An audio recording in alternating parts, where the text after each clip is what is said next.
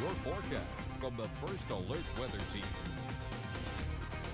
Somewhat active lunchtime radar. We'll have that in a moment. We do have some chances for precipitation in the next little bit, but the largest item of the week is another tropical entity, and now it has that name, Helene. It's a tropical storm in the Gulf of Mexico, or should I say Caribbean Sea right now. It's going to be a stronger hurricane into the Gulf of Mexico. It'll move into the same area of Florida that Debbie made landfall as a hurricane earlier this season. But remember, Debbie was just kind of meandering its way up into the Carolinas. It lasted for days. This would be a quick spike in shower and storm chances for us as the system moves more purposefully to the west. Can't rule out some stronger, gustier storms in the mix, primarily in that late Thursday into early Friday window. We will continue to hone the timing as we still have some time to do that.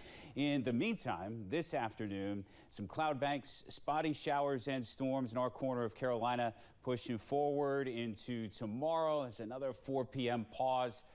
Not so hard on the eyes, but as we go into Thursday, we'll start to get the thicker bands associated with Helene. Off to our south is where it'll be centrally located, maybe punching into North Florida or South Georgia. And here's one band knocking on the door amid some thicker clouds tomorrow afternoon. More to come beyond the window of high resolution modeling, but we're inching ever closer to that window. That would be Thursday night and Friday. So, we'll make a first pass as far as rainfall potential. And if you look at the key, it's not terribly high.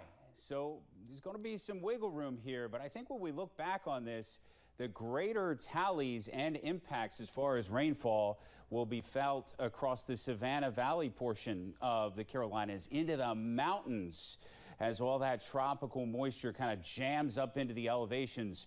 More in the mountains than here on the coast. And then the wind potential also not jumping off the page to me so far, but of course we'll keep an eye on that. Moderate confidence at this juncture as we're several, or at least a couple of days before the impact time, or the peripheral impact time.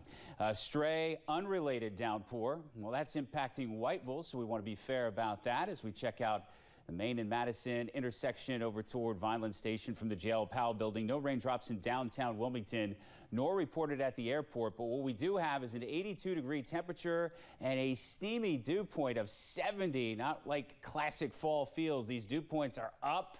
So that's a little sticky. Air temperatures to go with, bouncing around the upper 70s and lower 80s. A lot of that rainfall dependent. And there, as I promised, to look at the radar, somewhat active with these stray showers and downpours as they kind of wiggle their way from west to east. So keep an eye out this afternoon. And just to dot I's and cross T's, we're keeping an eye out east in the Atlantic Basin. A disturbance enjoys high development odds over open water.